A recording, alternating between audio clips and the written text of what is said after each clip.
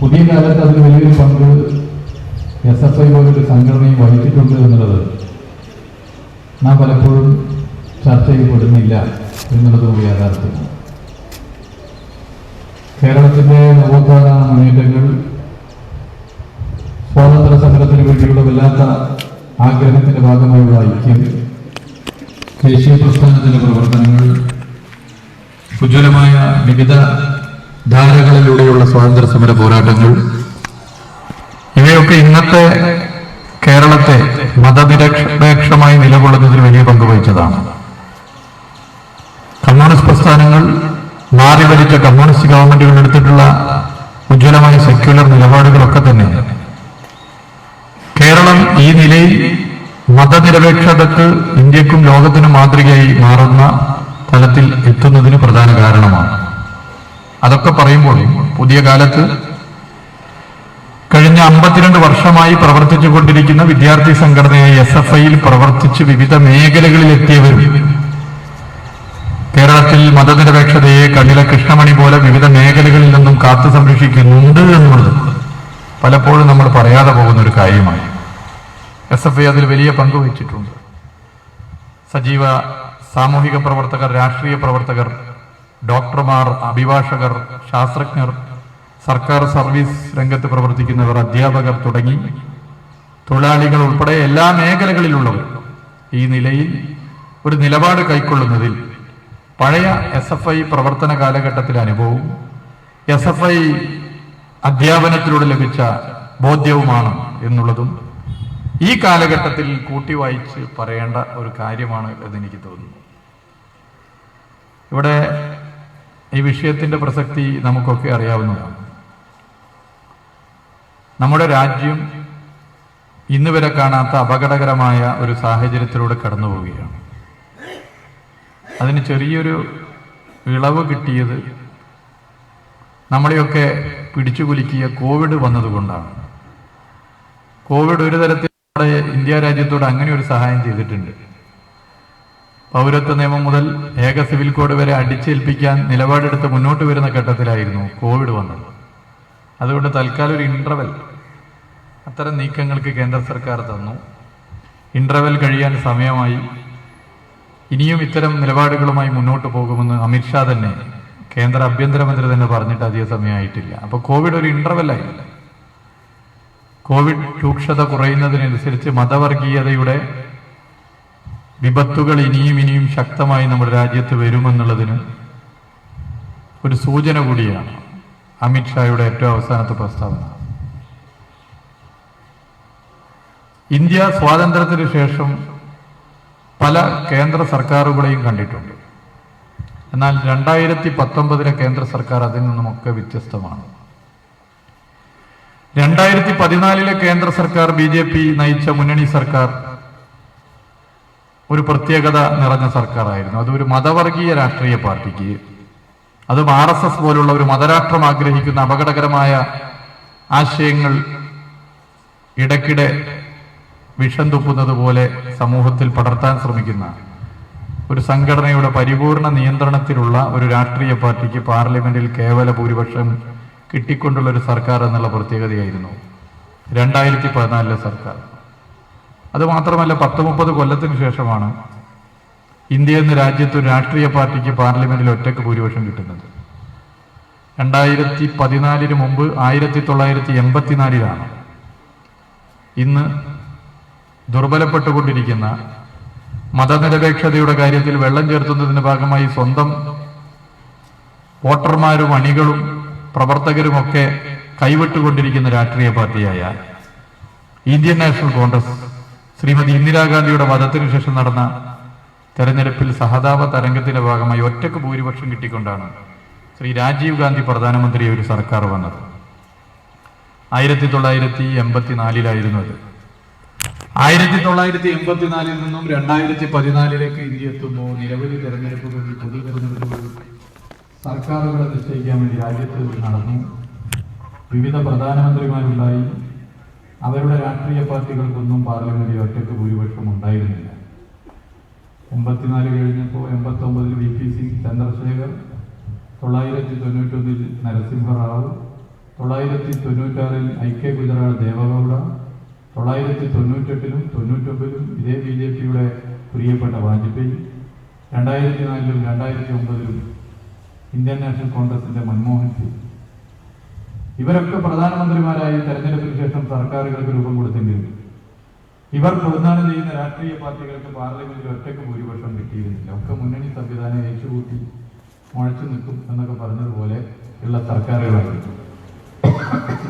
എന്നാൽ 2014 984 ശേഷം 30 കൊല്ലത്തിന് ശേഷം ഇന്ത്യയിൽ ഒരു രാഷ്ട്രീയ പാർട്ടിക്ക് ഒറ്റയ്ക്ക് ഭൂരിപക്ഷം കിട്ടുന്നു പാർലമെന്റിൽ. അങ്ങനെ നരേന്ദ്രമോദി ഇന്ത്യയുടെ പ്രധാനമന്ത്രിയായിരുന്നു. 2014 തെരഞ്ഞെടുപ്പിന്റെ പ്രത്യേകത അതായിരുന്നെങ്കിൽ 2014 കനത്ത തിരിച്ചടി നൽകുന്ന തെരഞ്ഞെടുപ്പ് ഫലമാകുമെന്ന് കേരളത്തിലെ ഭൂരിപക്ഷം ജനങ്ങൾ പ്രതീക്ഷിച്ചെങ്കിലും ഇന്ത്യയിലെയും ഭൂരിപക്ഷം ജനങ്ങൾ പ്രതീക്ഷിച്ചെങ്കിലും വോട്ടിംഗ് പാറ്റേൺ, പാർലമെന്റിലെ സീറ്റ് എന്നിവ വ്യത്യസ്തമായിരുന്നു. വീണ്ടും BJPക്ക് ഒറ്റയ്ക്ക് ഭൂരിപക്ഷം കിട്ടിക്കൊണ്ട്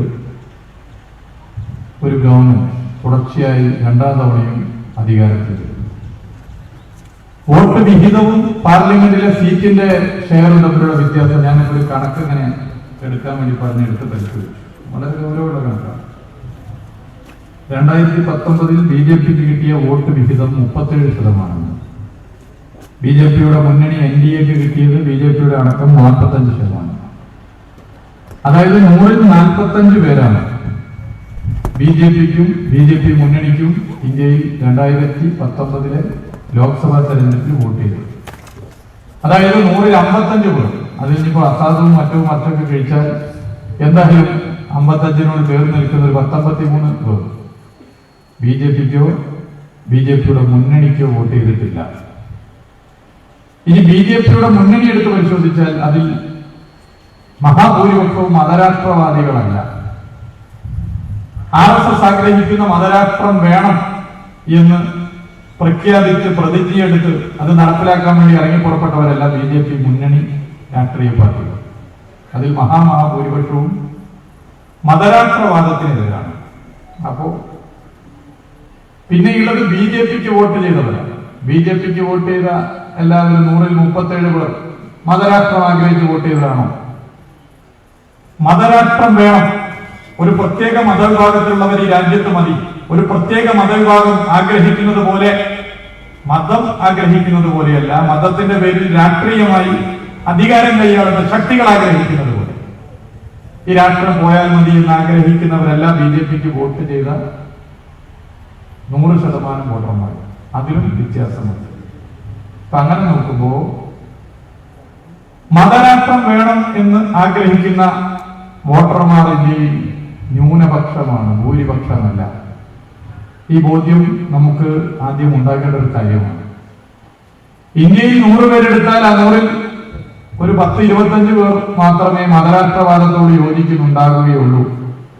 ഒരു മഹാഭൂരിപക്ഷം വരുന്നവരും മതരാഷ്ട്രവാദത്തിന് എതിരാണ് എന്നുള്ളതാണ് വോട്ട് വിഹിതം നമ്മളെ പഠിപ്പിക്കുന്നത്. പാർലമെന്റിലെ സീറ്റ് വീതം വോട്ട് വീതം 2 വ്യത്യാസമാണ്. അതുകൊണ്ടാണ് CPI പോലുള്ള രാഷ്ട്രീയ പാർട്ടികൾ പ്രാദേശിക സ്വഭാവത്തിലേക്ക് തെരഞ്ഞെടുപ്പുകൾ മാറണം. പല വിദേശ രാജ്യങ്ങളും ഉള്ളതുപോലെ ഒരു രാഷ്ട്രീയ പാർട്ടിക്ക് മൊത്തം കിട്ടുന്ന വോട്ട് വിഹിതത്തിൽ നിന്നും അത്ര ശതമാനം പാർലമെന്റ് സീറ്റ് വീതിച്ചെടുക്കുന്ന പല വിദേശ രാജ്യങ്ങളിലുമുള്ള തെരഞ്ഞെടുപ്പ് രീതിയാണ് ശാസ്ത്രീയം എന്ന് CPI പോലുള്ള രാഷ്ട്രീയ പാർട്ടികൾ പറയുന്നതിന്റെ പ്രധാന കാരണം. BJP ഒരു കാലത്ത് ഇത് പറഞ്ഞിരുന്നു, പക്ഷെ ഇന്ന് BJP ഇത് അംഗീകരിക്കുന്നില്ല. അപ്പൊ അതിൽ നിന്നും ഇന്ത്യ സെക്യുലറായി നിലനിൽക്കണം, മതനിരപേക്ഷമായി നിലനിൽക്കണം എന്ന് ആഗ്രഹിക്കുന്നവർ തന്നെയാണ് ഇന്ത്യയിൽ ഭൂരിപക്ഷം ജനങ്ങളും എന്നുള്ളതാണ് അതിൽ വസ്തുത. കേരളത്തിൽ അതിന്റെ തോത് കുറച്ചുകൂടി കൂടും. കേരളത്തിൽ മഹാഭൂരിപക്ഷം ജനങ്ങളും മതനിരപേക്ഷത നിലകൊള്ളണമെന്ന് ആഗ്രഹിക്കുന്നവരാണ്. മതനിരപേക്ഷത എന്ന് പറഞ്ഞാൽ ഏത് മതത്തിൽ വിശ്വസിക്കുന്നവരായിക്കൊള്ളട്ടെ, മതരഹിതരായി നിലകൊള്ളുന്നവരായിക്കൊള്ളട്ടെ, അവരുടെ വിശ്വാസം സ്വസ്ഥവും സുഖകരവുമായി ഇന്ത്യ രാജ്യത്ത് മുന്നോട്ട് കൊണ്ടുപോകാൻ വേണ്ടി സാധിക്കുന്നതിന്റെ ഗ്യാരണ്ടി കാർഡാണ് ഭരണഘടനയിലെ സെക്യുലറിസം. അപ്പൊ അങ്ങനെയുള്ള ഇന്ത്യയിൽ എങ്ങനെയാണ് BJP തുടർച്ചയായി അധികാരത്തിൽ വരുന്നത്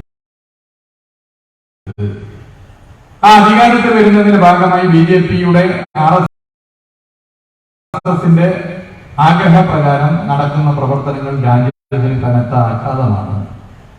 എങ്ങനെ അതിനെ പ്രതിരോധിക്കും? അതിൽ SFI പോലുള്ള സംഘടനകൾ മുൻകൈ എടുക്കുന്നു, ഇനിയും എടുക്കും എന്നൊക്കെ നമുക്കറിയാവുന്നതാണ്. ഇവിടെ പൊതുവെ പരിശോധിച്ചു കഴിഞ്ഞാൽ ജനങ്ങളുടെ ജീവൻ പ്രശ്നങ്ങളാണ് പ്രധാനം. വിലക്കയറ്റം, തൊഴിലില്ലായ്മ, ദാരിദ്ര്യം, പട്ടിണി, പൊതുമേഖലാ സ്ഥാപനങ്ങളുടെ തകർച്ച, വിദ്യാഭ്യാസ മേഖലയിലാണെങ്കിൽ പണമുള്ളവരുടെ മക്കൾ മാത്രം പഠിച്ചാൽ മതി എന്നുള്ള നയം, ഇതൊക്കെയാണ് ജനങ്ങളുടെ ജീവിത പ്രശ്നം. ഈ ജീവിത പ്രശ്നം എന്ന് പറയുമ്പോൾ ഇന്ത്യയിലെ മഹാഭൂരിപക്ഷം വരുന്ന ജനങ്ങളും ബി.ജെ.പി. സർക്കാരിന്റെ ജനവിരുദ്ധ നയങ്ങൾ കാരണം, നവ ഉദാരവൽക്കരണ നയം കാരണം അനുഭവിച്ചുകൊണ്ടിരിക്കുകയാണ്. അതിനെ ഇനി മതാടിസ്ഥാനത്ത് പരിശോധിച്ച് നോക്കിയാൽ അതിൽ ഏറ്റവും അധികം കൈപ്പേറിയ അനുഭവസ്ഥരായി മാറുന്നത് ഹിന്ദു മതനാമധാരികളാണ്. കാരണം അവരാണ് ഭൂരിപക്ഷം, ജനസംഖ്യയിൽ ഭൂരിപക്ഷം. ഇനി രാഷ്ട്രീയ പാർട്ടി അടിസ്ഥാനത്തിൽ പരിശോധിച്ചു കഴിഞ്ഞാൽ സ്വാഭാവികമായും ബി.ജെ.പിക്ക് വോട്ട് ചെയ്യുന്ന ജനവിഭാഗങ്ങളാണ് ഇതിൽ കൂടുതൽ അനുഭവിക്കുന്നത്. കാരണം ഏറ്റവും അധികം വോട്ട് വീതം കിട്ടുന്ന രാഷ്ട്രീയ പാർട്ടി ഇന്ത്യയിൽ ബി.ജെ.പിയാണ്. അപ്പോ ബി.ജെ.പിക്ക് തന്നെ വലിയ ക്ഷീണം സംഭവിക്കുന്ന നിലയിലേക്കാണ് യഥാർത്ഥത്തിൽ ജനജീവൻ പ്രശ്നങ്ങൾക്ക് കാരണമായ നയത്തെ എക്സ്പോസ് ചെയ്യപ്പെട്ടാൽ, നയത്തെ തുറന്നു കാണിക്കപ്പെട്ടാൽ അനുഭവിക്കേണ്ടി വരിക എന്നുള്ളതാണ് ഒരു യാഥാർത്ഥ്യം. പക്ഷെ അതിലേക്ക് എത്തിക്കാൻ ഇന്ത്യയിൽ മതനിരപേക്ഷ മനസ്സുകൾക്ക്, അവരുടെ കൂട്ടായ്മകൾക്ക്, മതനിരപേക്ഷ രാഷ്ട്രീയ പാർട്ടികൾക്ക് സാധിക്കുന്നില്ല എന്നുള്ളത് ഒരു യാഥാർത്ഥ്യമാണ്. അവിടേക്ക് എത്തിക്കുക എന്നുള്ളതാണ് അതിൽ പ്രധാനപ്പെട്ട പ്രശ്നം. ഇവിടെ ജനങ്ങളെ ഭിന്നിപ്പിക്കാൻ വലിയ ശ്രമമാണ് നടത്തിക്കൊണ്ടിരിക്കുന്നത്. പ്രതികൂല കാലാവസ്ഥ ആയതുകൊണ്ട് ഞാൻ അതിലേക്ക് വല്ലാതെ കിടക്കുന്നില്ല. മഴയൊന്നും കൊണ്ട് നിങ്ങൾ നിൽക്കേണ്ട, വേണമെങ്കിൽ അവിടെ കയറിയുന്നാണ്, അതൊന്നും പ്രശ്നമില്ല. വെറുതെ മഴ കൊണ്ട് നിൽക്കണ്ട, അതിലൊന്നൊരു പ്രയാസമുള്ള ആളല്ല. നിങ്ങൾക്ക് എനിക്കൊന്ന് ഷെഡിൽ അവിടെ ഇവിടെ കയറി നിൽക്കാം. നിങ്ങൾ മഴ കൊണ്ട് പനി അസുഖം വന്നാൽ മതനിരപേക്ഷ പോരാട്ടം തുടരും. അവിടെ നിങ്ങൾ നല്ല ആരോഗ്യത്തിൽ നിൽക്കല് ഇന്ന് നാടിന്റെ ആവശ്യമാണ്. അപ്പൊ പൊതുവെ ജനങ്ങളെ ഭിന്നിപ്പിക്കാനാണ് എല്ലാ നിലയിലും ശ്രമങ്ങളായി നടന്നുകൊണ്ടിരിക്കുന്നത്. ആ ശ്രമം പൊതുവെ നമ്മൾ പരിശോധിച്ചാൽ അതിന് വിവാദ പ്രസ്താവനകളാണ് പലപ്പോഴും നമ്മുടെ രാജ്യത്ത് ഉപകരണങ്ങളായി മാറിക്കൊണ്ടിരിക്കുന്നത്. പെട്രോളിനൊന്ന് വില കൂടിയാൽ, ഡീസലിനൊന്ന് വില കൂടിയാൽ, പാചകവാതകത്തിനൊന്ന് വില കൂടിയാൽ, അല്ലെങ്കിൽ വിദ്യാഭ്യാസ മേഖലയിൽ എന്തെങ്കിലും കൈപ്പേറിയ നീക്കങ്ങൾക്ക് സർക്കാർ മുന്നിട്ടിറങ്ങിയാൽ ഉടനെ നമുക്ക് ഉറപ്പിക്കാം, ഉടനെ തന്നെ സംഘപരിവാറിന്റെ ഏതെങ്കിലും ഒരു നേതാവിന്റെ ഒരു വിവാദ പ്രസ്താവന ഇന്ത്യയിൽ വന്നേക്കാം. അത് ഏത് നിലയിലുമാകാം. ഉടനെ തന്നെ നമുക്ക് ഉറപ്പിക്കാം ഇന്ത്യയിൽ വർഗീയ കലാപങ്ങൾക്ക് സാധ്യതയുണ്ട്. ഇത്തരം ജനവിരുദ്ധ നയങ്ങൾ നടന്നാൽ ഉടനെ തന്നെ നമുക്ക് ഉറപ്പ് കാണാൻ വേണ്ടി പറ്റും. പല സംഭവങ്ങളും ധ്രുവീകരണം സൃഷ്ടിക്കാൻ വേണ്ടി നടന്നേക്കാം. അത് ചിലപ്പോൾ ലവ് ജിഹാദ് വിവാദമാകാം, അതല്ലെങ്കിൽ ഗോവധ പ്രശ്നമാകാം, അതല്ലെങ്കിൽ മറ്റു ചില പ്രശ്നങ്ങളാകാം. ഇതൊക്കെ ജനവിരുദ്ധ നയങ്ങൾ എപ്പോഴൊക്കെ കേന്ദ്ര സർക്കാർ ശക്തമായി നടപ്പിലാക്കിയോ അപ്പോഴൊക്കെ നമ്മുടെ രാജ്യത്ത് നടന്നിട്ടുണ്ട്. പ്രസ്താവനകൾ വിഷം തുപ്പുന്ന നിലയിലേക്ക് പല നിലയിലും വരാറുണ്ട്. ആ പ്രസ്താവനകളുടെ ഭാഗമായി നടക്കുന്ന ചർച്ചകൾ, സംവാദങ്ങൾ, സംഘർഷങ്ങൾ, കലാപങ്ങൾ, കൊലപാതകങ്ങൾ, ഇതും നമ്മുടെ രാജ്യത്ത് ഇപ്പോൾ പതിവായി മാറി. സമീപ കാലങ്ങളിൽ ഒരു പ്രത്യേക ദിനത്തിൽ, രാമനവമി ദിനത്തിൽ 9 സംസ്ഥാനങ്ങളിലാണ് ഒരുപോലെ ഒരേ സമയത്ത് ഒരു പ്രത്യേക മതവിഭാഗത്തിന് നേരെ ആക്രമണം നടത്തിയിട്ടുണ്ട്. മുസ്ലിം മതവിഭാഗത്തെ തെരഞ്ഞു പിടിച്ച് ആക്രമിക്കാനാണ് ശ്രമം നടത്തിയിട്ടുള്ളത്. അത് ഒരു പ്രത്യേക പദ്ധതിയുടെ ഭാഗമായിട്ടായിരുന്നു. ആ പ്രത്യേക പദ്ധതി രാജ്യത്തെ സർക്കാരിന്റെ ജനവിരുദ്ധ നയങ്ങൾ, വിലക്കയറ്റം പോലുള്ള പ്രശ്നങ്ങൾ കാരണം ബി.ജെ.പിയിൽ പ്രവർത്തിക്കുന്നവരുൾപ്പെടെ ബി.ജെ.പി നേതൃത്വത്തെ ചോദ്യം ചെയ്യുന്നിടത്തേക്ക് കാര്യങ്ങൾ എത്തുന്നു എന്നുള്ള ഭയത്തിലാണ്. നമ്മൾ കാണേണ്ടത് ഇന്ത്യയിൽ 12 സംസ്ഥാനങ്ങളിൽ ഇപ്പോഴും ബി.ജെ.പിയോ ബി.ജെ.പി മുന്നണിയോ അല്ലാത്ത ബി.ജെ.പി ഇതര സർക്കാരുകളുണ്ട് എന്നുള്ളതാണ്. 12 സംസ്ഥാനങ്ങളിൽ ബി.ജെ.പി സർക്കാർ ഉള്ളൂ എങ്കിൽ 12 സംസ്ഥാനങ്ങളിൽ ബി.ജെ.പി ഇതര സർക്കാരുകളുണ്ട്. ആരടുത്ത് ബി.ജെ.പി സഖ്യകക്ഷികളാണ്. എന്നാൽ ബി.ജെ.പി ഒറ്റയ്ക്ക് 2 തവണ ഇന്ത്യൻ പാർലമെന്റിൽ ഭൂരിപക്ഷം നേടി രാജ്യം ഭരിക്കുന്ന രാഷ്ട്രീയ പാർട്ടിക്കുള്ള അത്ര തന്നെ സംസ്ഥാന ഭരണം ആ പാർട്ടിക്കെതിരെ നിന്ന് പോരാടി ജയിച്ച സർക്കാരുകൾ ഉണ്ട് എന്നുള്ളത് വളരെ പ്രതീക്ഷ നൽകുന്ന ഒരു കാര്യമാണ്. ഇവിടെ പൊതുവെ നമുക്ക് പരിശോധിച്ചാൽ കാണാൻ വേണ്ടി സാധിക്കുന്ന ഒരു കാര്യം, അമിത്ഷായുടെ ഈ പ്രസ്താവന രാജ്യം കടുത്ത പ്രതിസന്ധിയിലേക്ക് പോകുമ്പോഴാണ്. പൗരത്വ നിയമം കോവിഡിന്റെ രൂക്ഷത കഴിഞ്ഞാൽ ഉടനെ നടപ്പിലാക്കുക. ഇത് അമിത്ഷാ പ്രഖ്യാപിക്കുകയാണ്. ഇത് അമിത്ഷാ പ്രഖ്യാപിക്കുമ്പോൾ രാജ്യത്താകെ മതന്യൂനപക്ഷ വിഭാഗങ്ങൾക്കിടയിൽ ഭയമുണ്ടാകുന്നു. ഭരണഘടന ഉറപ്പുകൊടുത്ത രാജ്യത്ത് ജീവിക്കുവാനുള്ള അവസ്ഥ ഇല്ലാതാകുമോ, ഈ രാജ്യത്ത് ഞങ്ങൾ അന്യമാകുമോ എന്ന ഭയമുണ്ടാകുന്നു. എന്നാൽ മുസ്ലിം ജനവിഭാഗങ്ങൾക്കിടയിൽ ആ ഭയം ഏറ്റവും കുറവുള്ള സംസ്ഥാനം, മുസ്ലിം ജനവിഭാഗങ്ങൾ ഇന്ത്യയിൽ നല്ല നിലയിലുള്ള ഒരു സംസ്ഥാനമാണ്. ആ സംസ്ഥാനം നമ്മുടെ കേരളമാണ്. എന്തുകൊണ്ട് കേരളത്തിൽ ഇന്ത്യയിലെ മറ്റു സംസ്ഥാനങ്ങളിൽ ഉള്ളതുപോലെ മുസ്ലിം ജനവിഭാഗങ്ങൾ അമിത്ഷായുടെ പ്രസ്താവനയിൽ അതിനനുസരിച്ച് ഭയപ്പെടുന്നില്ല? മറ്റു സംസ്ഥാനങ്ങളിലെ മുസ്ലിം ജനവിഭാഗങ്ങൾ ഭയപ്പെടുന്നത് പോലെ അമിത്ഷായുടെ പ്രസ്താവന കേരളത്തിലെ മുസ്ലിം ജനവിഭാഗങ്ങളെ ഭയപ്പെടുത്തുന്നില്ല എന്നുള്ളതിന്റെ ഉത്തരം കേരളത്തിൽ ഭരിക്കുന്നത് ഇടതുപക്ഷ ജനാധിപത്യ മുന്നണിയുടെ സർക്കാരാണ് എന്നുള്ളതാണ്. ഇന്ത്യയിൽ മറ്റു സംസ്ഥാനങ്ങളിലും ഇടതുപക്ഷ ജനാധിപത്യ മുന്നണിയുടെ നേതൃത്വത്തിലുള്ള സർക്കാരുകളാണെങ്കിൽ ഇതുപോലെ ധൈര്യത്തോടുകൂടി കേരളത്തിൽ മുസ്ലിം ലീഗിന്റെ ജില്ലാ പ്രസിഡന്റിന് വരെ ധൈര്യത്തിൽ കിടന്നുറങ്ങാൻ സാധിക്കുന്ന നിലയിൽ ഇന്ത്യയിലാകെ കിടന്നുറങ്ങാൻ സാധിക്കും. അത് കേരളത്തിലെ ഇടതുപക്ഷ സർക്കാർ ആയതുകൊണ്ടാണ്. അപ്പൊ ഇടതുപക്ഷം മുന്നോട്ട് വെക്കുന്ന ബദൽ അത് തീർച്ചയായിട്ടും രാജ്യത്തെ ഇന്നത്തെ പ്രത്യേക സാഹചര്യത്തിൽ ഏറെ പ്രാധാന്യം അർഹിക്കുന്നതാണ്. ഇടതുപക്ഷ സർക്കാർ മുന്നോട്ട് വെക്കുന്ന ബദൽ അത് എല്ലാ കാലത്തും നമുക്ക് ഏറെ പ്രതീക്ഷ നൽകുന്ന, ഈ പെരിന്തൽമണ്ണ കൊട്ടാര ചരിത്ര പ്രാധാന്യമുണ്ട്. മഹാന AKG ഇവിടെ വന്ന് നടത്തിയ ഒരു പ്രസ്താവനയുണ്ട്. ഒരു പ്രത്യേക സമരത്തെ, അത് സ്വാതന്ത്ര്യ സമരമായിരുന്നു, അതിനെ ഒരു പ്രത്യേക കലാപ മാപ്പിള ലഹളയായി ചിത്രീകരിക്കാൻ വേണ്ടി നടത്തിയ ശ്രമം, ആ ശ്രമം ഈ പ്രദേശത്ത് ഉൾപ്പെടെയുള്ളവർ നടത്തിയ തോളോട് ചേർന്ന് മുസൽമാനും ഹൈന്ദവനും ഒക്കെ നിന്ന് നടത്തിയ കർഷക സമരം, അത് കർഷക സമരമല്ല, അത് മാപ്പിള ലഹളയാണ്, വർഗീയ കലാപമാണ് എന്ന് ചിത്രീകരിക്കാനുള്ള വലിയ ശ്രമം നടന്ന സമയത്ത് മുസ്ലിം ലീഗും കോൺഗ്രസും ഇന്നത്തെ പോലെ തന്നെ അന്ന് ഞങ്ങളൊന്നും അറിയില്ല എന്നുള്ള നിലയിൽ കണ്ണടച്ച് തല താഴ്ത്തുകയാണ്. ചിലര് പരസ്യമായിട്ട് ഇതിനോടൊപ്പം നിന്നു. സംഘപരി RSS ബ്രിട്ടീഷ് ശക്തികളൊക്കെ ഈ സമരത്തെ എങ്ങനെയാണോ ചിത്രീകരിക്കാൻ ശ്രമിച്ചത് അതിനനുസരിച്ച് താളത്തിനൊത്ത് തുള്ളിയവരാണ് അന്നത്തെ കോൺഗ്രസ് മുസ്ലിം ലീഗ് നേതാക്കന്മാരിൽ പലരും. എന്നാൽ AKG കമ്മ്യൂണിസ്റ്റ് പാർട്ടിയുടെ നിലപാട് പ്രഖ്യാപിച്ചുകൊണ്ട് നടത്തിയ ഉജ്ജ്വലമായ പ്രസംഗം ഈ പെരിന്തൽമണ്ണയിലായിരുന്നു. ഇന്ന് നമ്മൾ സെമിനാറിന് വേണ്ടി ഒത്തുകൂടുമ്പോൾ ഈ പെരിന്തൽമണ്ണ വീണ്ടും ചർച്ചാ വിഷയമാകേണ്ടത് അത് കർഷക സമരമായിരുന്നു, മാപ്പിള ലഹളയല്ല എന്ന ധീരോത്തമായ പ്രഖ്യാപനം നടത്താൻ കമ്മ്യൂണിസ്റ്റ് പാർട്ടിക്ക് സാധിച്ചത്, ആ നിലപാട് പ്രഖ്യാപിച്ചത് ഇതേ പെരിന്തൽമണ്ണയിൽ വെച്ച് തന്നെയായിരുന്നു എന്നുള്ളതാണ് ചരിത്രം. അങ്ങനെ ഒരു ചരിത്രം മാത്രമല്ല, പെരിന്തൽമണ്ണക്ക് വേറെ അഭിമാനിക്കാൻ വകയുണ്ട്. അന്നത്തെ പോരാട്ടത്തിൽ പങ്കെടുത്ത് ജീവൻ നഷ്ടപ്പെട്ടവർ, ത്യാഗം സഹിച്ചവർ, അവർ ഏതെങ്കിലും വർഗീയ ലഹളയിൽ പങ്കെടുത്തവരല്ല. ഐക്യ കേരളത്തിന് മുമ്പ് രാജ്യത്തിന് സ്വാതന്ത്ര്യം കിട്ടിയതിനു ശേഷവും അവരെ അങ്ങനെ ചിത്രീകരിക്കാൻ ശ്രമിച്ച സർക്കാരുകളായിരുന്നെങ്കിൽ ഇവർ സ്വാതന്ത്ര്യ സമര പോരാളികളാണ്, പെൻഷൻ നൽകണം എന്ന തീരുമാനം കൈക്കൊണ്ട് ഒപ്പുവെച്ച ഭരണാധികാരിയുടെ പേര് ഈ പെരിന്തൽമണ്ണയുടെ എല്ലാമായ EMS എന്നാണെന്നും നമുക്ക് അഭിമാനത്തോടു കൂടി പറയാൻ വേണ്ടി സാധിക്കും. അങ്ങനെയുള്ളൊരു ചരിത്രം കൂടിയുണ്ട്. ആ ചരിത്രത്തിനും ഏറെ പ്രാധാന്യമുള്ളതാണ്.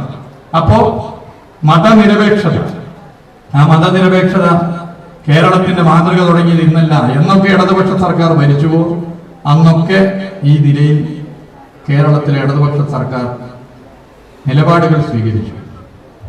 ഇപ്പൊ നമുക്ക് രാജ്യത്താകെ പല നിലയിലുള്ള വർഗീയ ലഹളകളും കലാപങ്ങളും നടന്നു. അതിനനുസരിച്ച് കേരളത്തിലും പദ്ധതി കിട്ടി. കേരളത്തിൽ അതിന് തടസ്സമായി നിൽക്കുന്നത് CPIM എന്ന് പറയുന്ന രാഷ്ട്രീയ പാർട്ടി ആയതുകൊണ്ട് CPIMന്റെ സഖാക്കളെ കൊലപ്പെടുത്തി. പാലക്കാട് ആലപ്പുഴയിൽ നടന്ന സംഭവങ്ങൾ രാജ്യത്താകെ നടത്തിയ ആസൂത്രിതമായ ശ്രമത്തിന്റെ ഭാഗമായിരുന്നു. ആദ്യ ജില്ലയിൽ നടന്നത് പോലീസ് 24 മണിക്കൂറിനുള്ളിൽ പ്രതികളെ പിടിച്ചപ്പോൾ അതിൽ നിരാശരായവർ പിന്നീട് രഹസ്യമായിട്ടാണ് ചില പദ്ധതികൾ ആവിഷ്കരിച്ചത്. അത് സോഷ്യൽ മീഡിയയിലൊന്നും പ്രചരിപ്പിക്കാതെ, ഫേസ്ബുക്കിലും വാട്സപ്പിലും ഒന്നും എഴുതാതെ, എവിടെയും പ്രകടനം നടത്താതെ രഹസ്യമായി കലാപത്തിന്റെ പദ്ധതി ആവിഷ്കരിച്ചു. എന്നാൽ കേരളത്തിലെ ഇടതുപക്ഷ ജനാധിപത്യ മുന്നണിയുടെ സർക്കാർ ആയതുകൊണ്ട് തന്നെ ആഭ്യന്തര വകുപ്പ് ശക്തമായി ഇടപെട്ടു. പോലീസ് ആ ഗൂഢപദ്ധതി പൊളിച്ചു. ആ ഗൂഢപദ്ധതി പൊളിഞ്ഞതിന്റെ ഭാഗമായി കേരളം ഒരു കലാപഭൂമിയായി മാറിയില്ല. പോലീസ് ആക്ട് ചെയ്തു. പിന്നീട് ആലപ്പുഴയും പാലക്കാട് നടന്ന സംഭവം, രണ്ടാമത് നടന്ന സംഭവം, ഉടനെ തന്നെ പാലക്കാട് പ്രതികളെ പിടിച്ചു. LDF സർക്കാരല്ല, UDF സർക്കാരായിരുന്നു കേരളത്തിൽ ഈ സമീപകാലത്ത് ഭരണം നടത്തിയിരുന്നതെങ്കിൽ ഉത്തർപ്രദേശ് പോലെ, മധ്യപ്രദേശ് പോലെ, കർണാടക പോലെ ഈ കേരളത്തിലും ആളുകളുടെ പേര് നോക്കി ജനങ്ങൾ, മനുഷ്യന്മാർ പരസ്പരം വെട്ടിയും കുത്തിയും കൊലപാതകങ്ങൾ നടത്തിയനെ. അതിന് നേതൃത്വം കൊടുക്കാൻ ഉള്ള ശക്തികളെ വരച്ച വരയിൽ നിർത്താൻ സാധിക്കുന്നതിലേക്ക് കേരളത്തിൽ ഒരു ഇടതുപക്ഷ സർക്കാർ ഉണ്ടായി എന്നുള്ളതാണ് പ്രത്യേകത. UDF ആയിരുന്നെങ്കിൽ കേരളം കലാപഭൂമിയായി മാറുമായിരുന്നു. ഇത്തരം സമീപനങ്ങൾ കേരളത്തിൽ സർക്കാർ എടുത്ത് മുന്നോട്ട് പോകുന്നു. അത് തന്നെയാണ് പ്രത്യേകത. ആ സമീപനങ്ങൾ കേരളത്തിലെ സർക്കാർ എടുത്ത് ശക്തമായി മുന്നോട്ട് പോകുമ്പോൾ കേരളം ഒരു ബദലായി മാറുകയാണ്. കേരളം ബദലായി മുന്നോട്ട് വരുന്നു.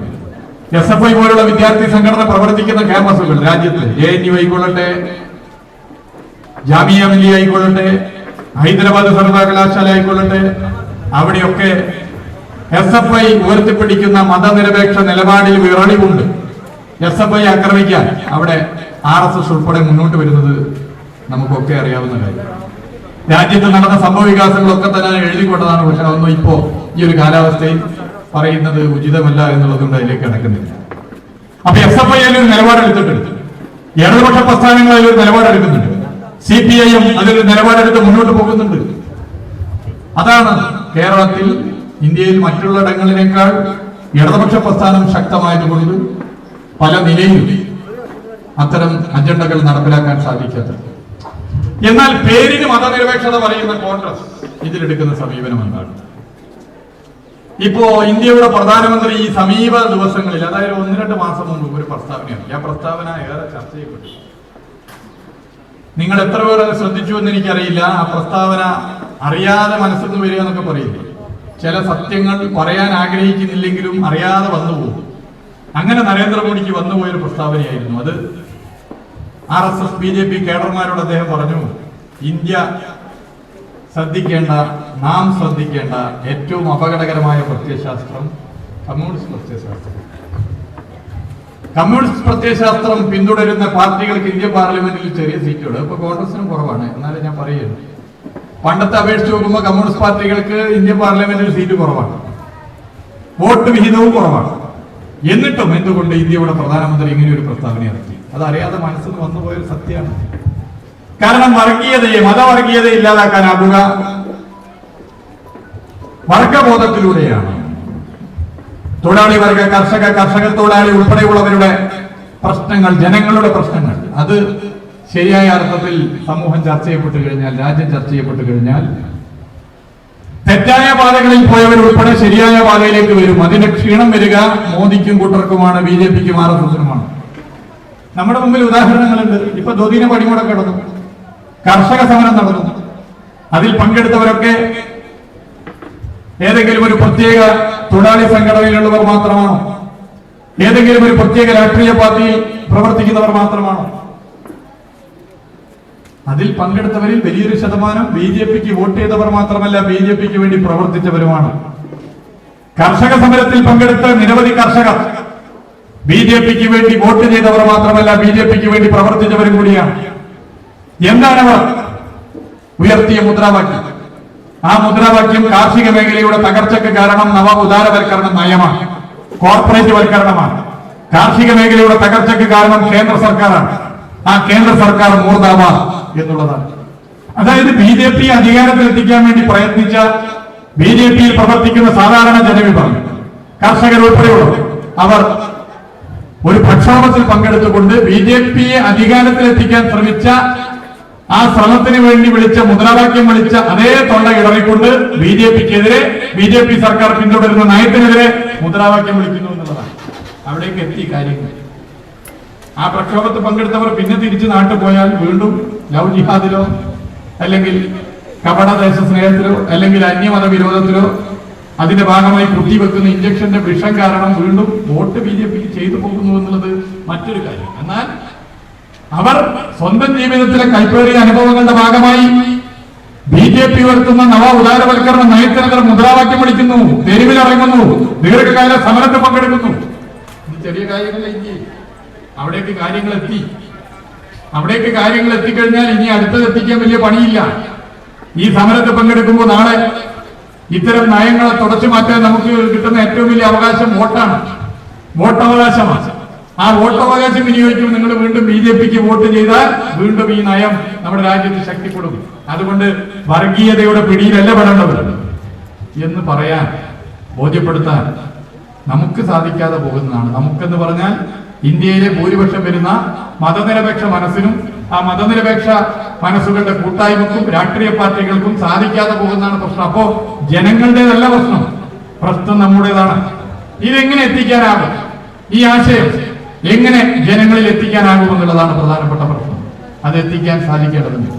എന്നാൽ ഇവിടെ കോൺഗ്രസ് എടുക്കുന്ന സമീപനം അപകടകരമായ പ്രത്യയശാസ്ത്രം.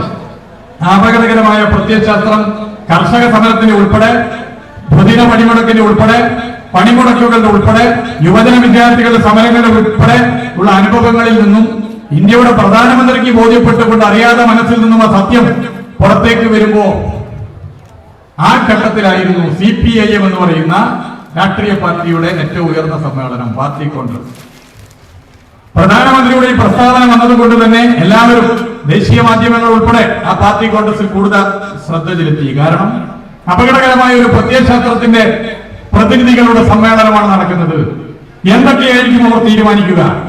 എങ്ങനെയൊക്കെയായിരിക്കും അവർ BJP ഒറ്റപ്പെടുത്താൻ നിലപാട് കൈക്കൊള്ളുക? ഏതൊക്കെ നിലയിലുള്ള ചർച്ചകളായിരിക്കും ഉയർത്തുക? ആരൊക്കെ യോജിച്ചുകൊണ്ടായിരിക്കും ആ പോരാട്ടം നടത്തുക? ഇത് ഉത്കണ്ഠ സ്വാഭാവികമായും മാധ്യമങ്ങൾക്കുണ്ടാകും.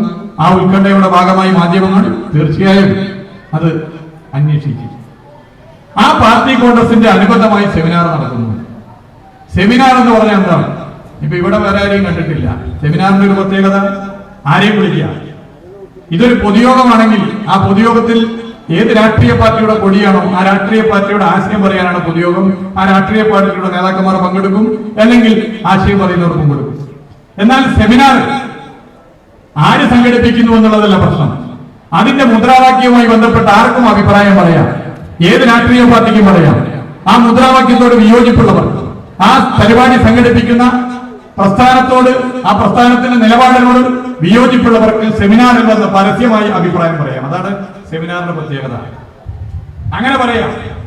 അങ്ങനെയുള്ള പാർട്ടി കോൺഗ്രസിന്റെ സെമിനാറിൽ കോൺഗ്രസിന്റെ നേതാക്കന്മാർക്ക് വിലക്ക് വരുന്നു. എവിടേക്ക് എത്തി കാര്യങ്ങൾ? BJP എങ്ങനെ ഈ രാജ്യത്ത് ഒറ്റപ്പെടുത്താം? BJP ഒറ്റപ്പെടുത്താൻ എന്തൊക്കെ ചെയ്യാൻ വേണ്ടി പറ്റും?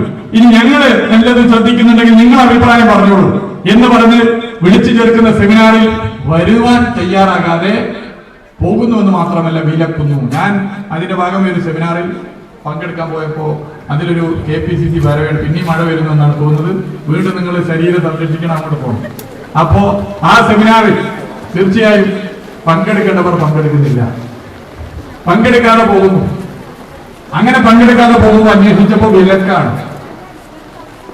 BJP എങ്ങനെ ഒറ്റപ്പെടുത്താമെന്ന് ആലോചിക്കേണ്ട ഒരു പ്രധാനപ്പെട്ട സമ്മേളനത്തിന് ഭാഗമായുള്ള അനുബന്ധ പരിപാടിയായ സെമിനാറിൽ മതനിരപേക്ഷത ഇന്നും പ്രഖ്യാപിക്കാൻ, മുദ്രാവാക്യം വിളിക്കാൻ, ഞങ്ങൾ അതിന്റെ ആൾക്കാരാണെന്ന് പറയാൻ ഒരു മടിയും കാട്ടാത്ത കോൺഗ്രസ് നേതൃത്വം വിലക്ക് കൽപ്പിക്കുന്നു.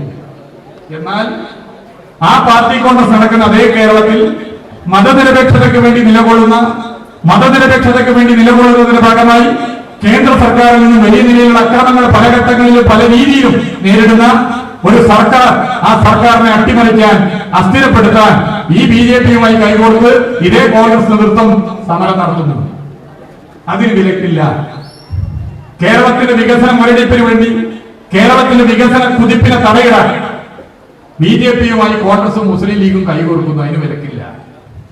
ആ സമരം എന്താ, സമരത്തിന്റെ കാര്യം എന്താണെന്ന് ഞാൻ ഇപ്പൊ കിടക്കുന്നില്ല. ഒന്ന് ഞാൻ പറയാം. ഇന്ത്യയിൽ ഏറ്റവും അധികം വാഹന പെരുപ്പമുള്ള സംസ്ഥാനം കേരളമാണ്. ജനസംഖ്യയിലെ 1/3 കേരളത്തിൽ വാഹനമുണ്ട്. ഇന്ത്യയിൽ ഏറ്റവും അധികം ജനസാന്ദ്രത നടന്ന സംസ്ഥാനവും കേരളമാണ്.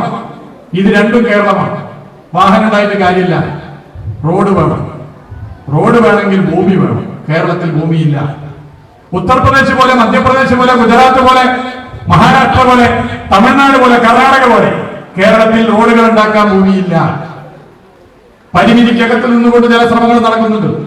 അതുകൊണ്ട് മാത്രം പരിഹരിക്കാനാകുന്നില്ല. അതുകൊണ്ടാണ് കേരളം ഇന്ന് ഈ നാട് ഇത് നടപ്പിലാക്കിയിട്ടില്ലെങ്കിൽ നാളെ ഭാവി തലമുറ നമ്മളെ എല്ലാ നിലയിലും കുറ്റക്കാരായി കാണും. പരിമിതിക്കകത്തുനിന്ന് ഒരുപാട് കാര്യങ്ങൾ നാം ചെയ്യുന്നു. തീരദേശ ഹൈവേ, മലയോര ഹൈവേ, ദേശീയപാതയുടെ വികസനം എത്ര കാലമായിട്ടുള്ള സംഭവമായിരുന്നു? ഏത് കാലത്ത്? സഖാവ് ശശികുമാറൊക്കെ നേരത്തെ MLA ആകുമ്പോ അന്ന് നമ്മൾ ചർച്ച ചെയ്തിരുന്ന പ്രശ്നമാണ്. അത്ര പതിറ്റാണ്ടുകളുടെ കാലപ്പഴക്കമുള്ള പ്രശ്നത്തിന് കാസർഗോഡ് മുതൽ തിരുവനന്തപുരം വരെ 6 വരിയാക്കുക, 45 മീറ്റർ ആക്കുക. 2016 ഇടതുപക്ഷ സർക്കാർ അതിന് ശ്രമിച്ചു.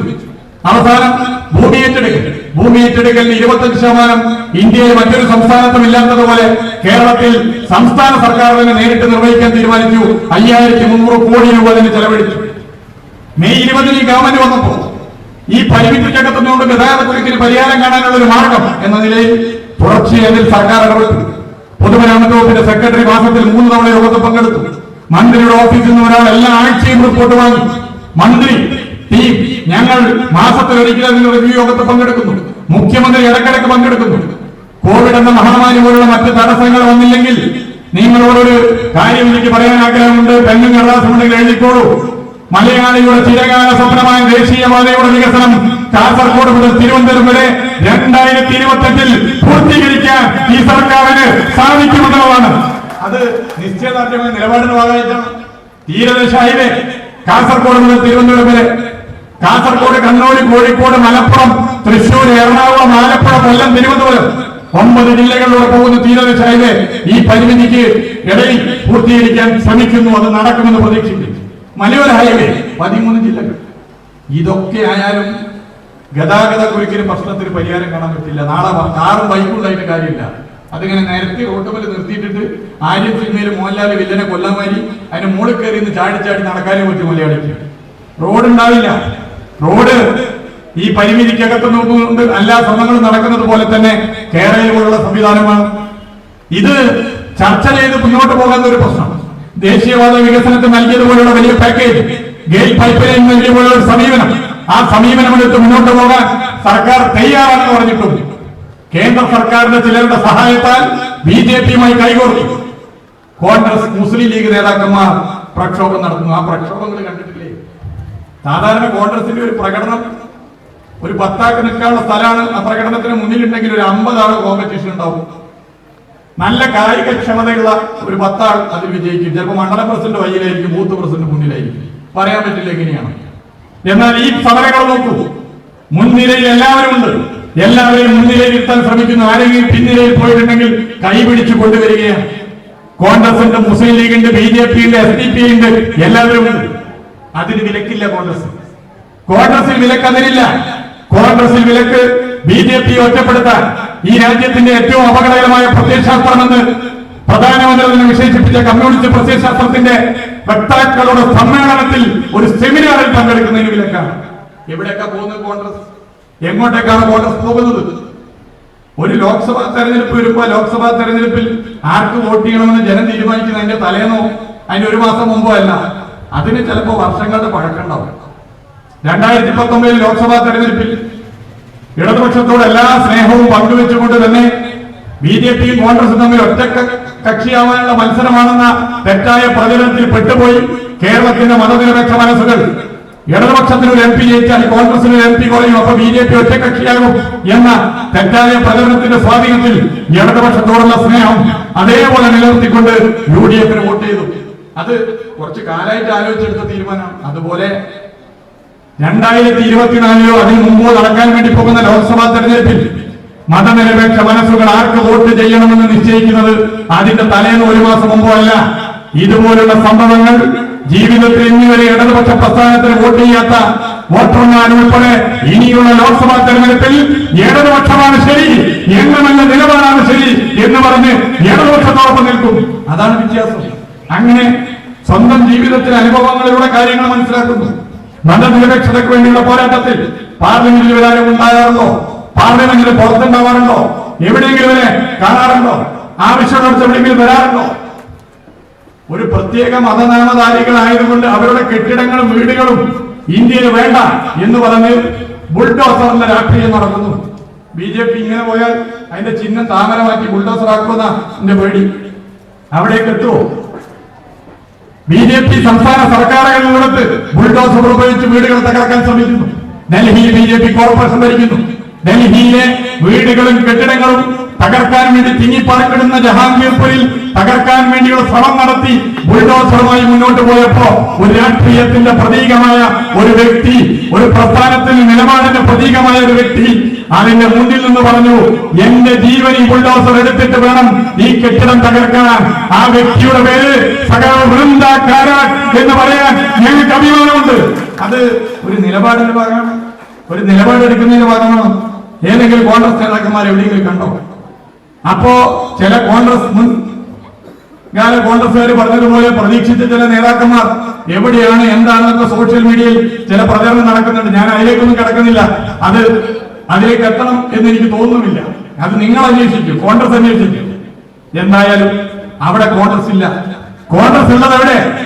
മതനിരപേക്ഷതയ്ക്ക് വേണ്ടി നിലകൊള്ളാൻ, RSSനെ BJP ഒറ്റപ്പെടുത്താൻ, രാജ്യത്ത് എന്ത് ചെയ്യാൻ വേണ്ടി സാധിക്കുമെന്ന് ചർച്ച ചെയ്യേണ്ട ഒരു സമ്മേളനത്തിന്റെ സെമിനാറിൽ പങ്കെടുക്കുന്ന കോൺഗ്രസ് നേതാക്കന്മാരെ വിലക്കാനാണ് കോൺഗ്രസിന് സമയം. യഥാർത്ഥത്തിൽ ശ്രീ KV തോമസിനോട് കോൺഗ്രസ് നേതൃത്വം പറയുന്നു, മാഷെ നിങ്ങൾ പോണ്ട, പകരം പ്രതിപക്ഷ നേതാവിനെയോ അല്ലെങ്കിൽ സംസ്ഥാന നേതാക്കന്മാരെയോ അതിൽ പറഞ്ഞേക്കാം, എന്നിട്ട് അവര് നമ്മുടെ നിലപാട് അതിൽ പറഞ്ഞോട്ടെ എന്ന് പറഞ്ഞിരുന്നെങ്കിൽ കേരളത്തിൽ കോൺഗ്രസ് വലുതാകുമായിരുന്നു. ഇപ്പൊ കോൺഗ്രസ് ചെറുതാകുന്നു. അപ്പൊ മതനിരപേക്ഷതയ്ക്ക് വേണ്ടി നിലപാട് കൈക്കൊള്ളണമെങ്കിൽ പറ്റിപ്പോയ പാളിച്ചകൾ തുറന്നു പറയാൻ കേരളത്തിലെ UDF നേതൃത്വം തയ്യാറാകണം. ഇന്ത്യയിൽ കോൺഗ്രസ് തയ്യാറാകണം. തീവ്ര ഹിന്ദുത്വ നിലപാടിനോട് മൃദു ഹിന്ദുത്വ സമീപനമല്ല കൈക്കൊള്ളേണ്ടത്. തീവ്ര ഹിന്ദുത്വ നിലപാടിനോട് മതനിരപേക്ഷ നിലപാടാണ്, എക്സ്ട്രീം സെക്യുലർ നിലപാടാണ് കൈക്കൊണ്ട് മുന്നോട്ട് പോകേണ്ടത്. മതനിരപേക്ഷ മനസ്സുകളാണ് രാജ്യത്തധികം. അവരെ ഒന്നിപ്പിക്കാൻ വേണ്ടി നിലപാടെടുക്കണം. അതിന് പുതിയ തലമുറയെ പ്രതികരിക്കുന്ന, വിദ്യാർത്ഥികളെ പ്രതികരിക്കുന്ന SFIക്ക് വലിയ പങ്കുണ്ട്. കേരളത്തിന്റെ മതനിരപേക്ഷ ബദൽ, കേരളത്തിലെ ഇടതുപക്ഷ സർക്കാർ ഉയർത്തുന്ന നിശ്ചയദാർഢ്യത്തോടുകൂടിയുള്ള മതനിരപേക്ഷ സംരക്ഷിക്കാനുള്ള സമീപനം, ഇന്ത്യയിൽ SFI പോലുള്ള സംഘടനകൾ നടത്തുന്ന പോരാട്ടം, ജനങ്ങളുടെ ജീവന പ്രശ്നങ്ങളുടെ ഭാഗമായി തെരുവിലിറങ്ങുന്ന ജനങ്ങളുടെ പ്രശ്നങ്ങൾ ജനങ്ങളിലെത്തിക്കുക, അവരെ ഭിന്നിപ്പിക്കാനുള്ള മതസാമുദായിക ധ്രുവീകരണത്തിൽ പെടാതിരിക്കാനുള്ള ക്യാമ്പയിനുകൾ സംഘടിപ്പിക്കാൻ, ഒരു തെരഞ്ഞെടുപ്പിന്റെ തലേന്നല്ല എല്ലാ ദിവസവും മതനിരപേക്ഷതയ്ക്ക് വേണ്ടിയുള്ള പോരാട്ടം നടത്താൻ, എല്ലാ ദിവസവും മതനിരപേക്ഷതയുടെ അനിവാര്യത ജനങ്ങളെ ബോധ്യപ്പെടുത്താൻ, എല്ലാ ദിവസവും മതവർഗീയതയുടെ അപകടം ജനങ്ങളെ കൃത്യമായി ധരിപ്പിക്കാൻ സാധിക്കേണ്ടതുണ്ട്. അതിന് SFI പോലുള്ള സംഘടന മുൻകൈയെടുക്കുന്നു, തുടർച്ചയായി മുൻകൈയെടുക്കുന്നു. SFIയുടെ പ്രവർത്തനത്തിന് ജീവവായുവാണ് മതനിരപേക്ഷത എന്ന് ബോധ്യപ്പെടുന്നതാണ് ഈ സെമിനാറിന്റെ വിഷയം എന്ന് കൂടി സൂചിപ്പിച്ചുകൊണ്ട് ഈ സെമിനാർ വളരെ സന്തോഷത്തോടു കൂടി ഉദ്ഘാടനം ചെയ്തതായി അറിയിക്കുകയാണ്.